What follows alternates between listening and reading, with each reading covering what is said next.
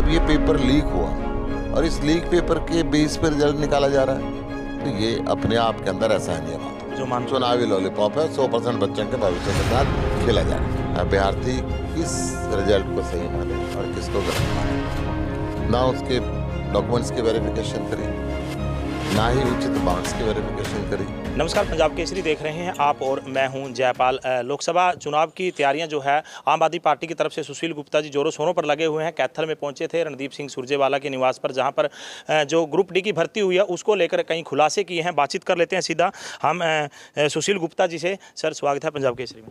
नमस्कार। Gupta ji, group D की भर्ती को लेकर जो खुलासा किया है उसके बारे में क्या कुछ जानकारी देना चाहेंगे?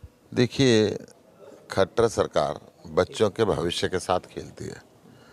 खट्टर सरकार एक ऐसी सरकार है, 2018 में जींद का उपचुनाव हुआ, एक लॉलीपॉप दिया भर्ती का, और वो भर्तियां फिर बाद में नौजवान रोते पीटते रहे, परंतु वो चुनाव जीतने के लिए उसमें आंखों में धूल झोंकी। अब फिर एक लॉलीपॉप विधानसभा के और लोकसभा के चुनाव से पहले रात को 12 बजे निकालते हैं कि हमने 13,000 कुछ पदों में से 10,000 कुछ पद स्वीकृत कर दिए, भर दिए, उनका रिजल्ट निकाल दिया। पहली बार हिंदुस्तान के इतिहास में, दुनिया के इतिहास में एक पेपर के 2 रिजल्ट निकले।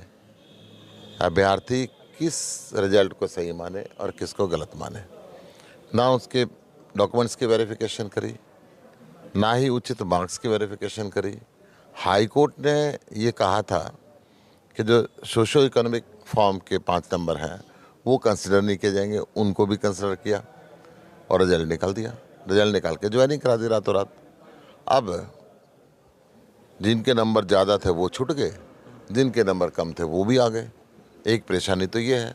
दूसरी परेशानी, दिल्ली के अंदर रनहोला थाने में इस पेपर लीक होने के FIR दर्ज है, वो जांच चल रही है। वो जांच के अंदर लीक पाई जाएगी तो फिर लोग नौकरी से हटेंगे, पेपर रद्द होगा। हाई कोर्ट ने 5% नंबर ना कंसिडर करने का आदेश दे रखा है। फिर कंटेम्प्ट ऑफ कोर्ट होगा, फिर सरकार उस रिजल्ट को दोबारा चेंज करेगी। पेपर वेरिफिकेशन नहीं है, जितनों के पेपर गलत निकलेंगे फिर वो उनकी नौकरी जाएगी। इसके अलावा खट्टर साहब ने खुद एक घोषणा की थी अखबारों में, टेलीविज़न में, कि ग्रुप C की वैकेंसी पहले निकालेंगे और ग्रुप D की बाद में निकालेंगे। अब ग्रुप D की उन्होंने पहले निकाल दी, ग्रुप D की भर्ती पहले कर दी। जिन बच्चों का ग्रुप C में आ गया फिर वो बच्चे वहाँ चले जाएंगे, तो फिर ये पद रिक्त हो जाएंगे। तो ये ऐसा क्यों? ऐसा बवंडर सिर्फ चुनाव के लिए, चुनाव को दिमाग में रखते हुए नौजवान बच्चों के भविष्य से खेल जा रहा। लोकसभा चुनाव जीतने के लिए इतना बड़ा बवंडर रच देना, ये आज हमने प्रेस कॉन्फ्रेंस करके डिटेल तथ्य, FIR की कॉपी, हाईकोर्ट के ऑर्डर की कॉपी, ये सारे तथ्य मीडिया के सामने रखे। आपकी उसकी कॉपियां हम आपको भी दे देंगे। जी सर, जो FIR की बात की आपने, जो दिल्ली में दर्ज हुई है, वो किस आधार पे जो पहले रद्द की गई थी, FIR की गई थी, क्या कुछ पूरा मामला था, उसके बारे में थोड़ा डिटेल में। FIR ये हुई थी कि पेपर लीक है। मैं उसके, ये FIR है, मैं आपके दिखा रहा हूँ। ये जो FIR है रनोला थाने के अंदर दर्ज है, 2023 के अंदर ये FIR हुई है। FIR का नंबर मैं आपको बता दूँ, ये FIR का नंबर है वर्ष 2023 की है, रनोला थाने के 807 नंबर है, 21/2023 की है। जब ये पेपर लीक हुआ और इस लीक पेपर के बेस पर रिजल्ट निकाला जा रहा है, तो ये अपने आप के अंदर असहनीय बात है। तो चुनावी लॉलीपॉप चुनावी लॉलीपॉप है, 100% बच्चों के भविष्य के साथ खेला जा रहा है। तो गुप्ता जी, जो है नरेंद्र मोदी ने जो है महिलाओं को जो है 100 रुपये सब्सिडी देने की बात की है, उसको कैसे देखते हैं?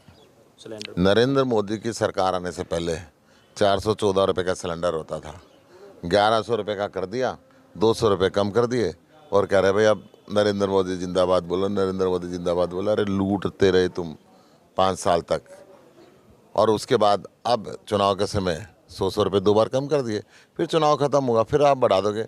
अंतर्राष्ट्रीय मार्केट के अंदर तेल की कीमत पहले से डाउन हुई है और आपने पहले से डबल इनकी कीमतें पेट्रोल की भी, डीजल की भी, रसोई गैस सिलेंडर की भी कर रखी। मनोहर लाल जी को डाटा दुरुस्त करने के लिए बोला था, उसके बारे में भी कुछ उन्होंने प्रतिक्रिया दी है, कोई मालूम? मनोहर लाल जी को मैंने बताया था कि आपके राज्य में सरपंचों को गोली मारी जा रही है, आपके राज्य के अंदर किसान को गोली मारी जा रही है, आपके राज्य के अंदर राजनीतिक दलों के अध्यक्ष को गोली मारी जा रही है, आपके राज्य के अंदर व्यापारियों को गोली मारी जा रही है, आपके राज्य के अंदर महिलाओं के प्रति अपराध बहुत बढ़ता जा रहा है, आपके राज्य के अंदर नशा बहुत बढ़ता जा रहा है। तो उन्होंने कहा था प्रेस कॉन्फ्रेंस करके कि सुशील गुप्ता जी का सवालों का जवाब मैं आंकड़ों के साथ दूंगा। मैं कहना चाहता हूं आपके चैनल के माध्यम से, मनोहर लाल जी, आपके पास आंकड़े नहीं है, आपके सारे आंकड़े फेल हो चुके हैं, अपराध का राज चारों तरफ हो गया है। अगर आप सही आंकड़े देखना चाहते हो तो कुरुक्षेत्र के मैदान में आओ, कुरुक्षेत्र की जनता आपको आंकड़े देगी। तो सर तैयारियां कैसे चल रही हैं चुनाव को लेकर? बहुत शानदार तैयारियां चल रही हैं। जिस गांव के अंदर मैं जा रहा हूं, बहुत शानदार तरीके से लोग वेलकम कर रहे हैं। और जो वर्तमान सांसद है, क्या बोलते हैं, गायब सैनी शायद, तो नायब सैनी, तो वो पूरे क्षेत्र के अंदर लोग ये कह रहे हैं जी ये तो गायब सैनी हो चुका है। बहुत बहुत धन्यवाद। जय। तो ये थे कुरुक्षेत्र विधानसभा से जो आम आदमी पार्टी के और कांग्रेस के जो यहाँ पर जो प्रत्याशी उतारे गए हैं, वो फिलहाल बता दें कैथल में यहाँ पर पहुँचे थे और रणदीप सिंह सुरजेवाला के साथ उन्होंने प्रेस कॉन्फ्रेंस कर जो है ग्रुप डी की भर्ती हरियाणा सरकार द्वारा की गई उसको लेकर कई खुलासे किए हैं। भर्ती पर पहले FIR जो बताई गई पेपर लीक मामले में हुई है, इसके साथ ही जो 5 अंक सोशो इकोनॉमिक के जो दिए गए थे उसमें भी जो बताया जा रहा है कोर्ट से उसका स्टे है। इस तरह से ये पूरी चुनावी जो एक लॉलीपॉप देने का जो हरियाणा सरकार ने काम किया, इस तरह के जो आरोप उन्होंने फिलहाल लगाए हैं। और आगामी विधानसभा चुनाव को लेकर इनकी तैयारियों को लेकर कैंपेनिंग लगातार जारी है और उनका कहना है कि यदि कोई भी कैंडिडेट यहां से आए तो बिल्कुल यहां से उनकी हार निश्चित है। कैथल से पंजाब केसरी के लिए जयपाल, रसूलपुर। हमसे जुड़े रहने के लिए हमारे YouTube चैनल को सब्सक्राइब करें और नई वीडियो की नोटिफिकेशन के लिए बेल आइकॉन को दबाएं। अगर आप ये वीडियो Facebook पर देख रहे हैं तो लाइक जरूर करें और ज्यादा से ज्यादा शेयर करें। धन्यवाद।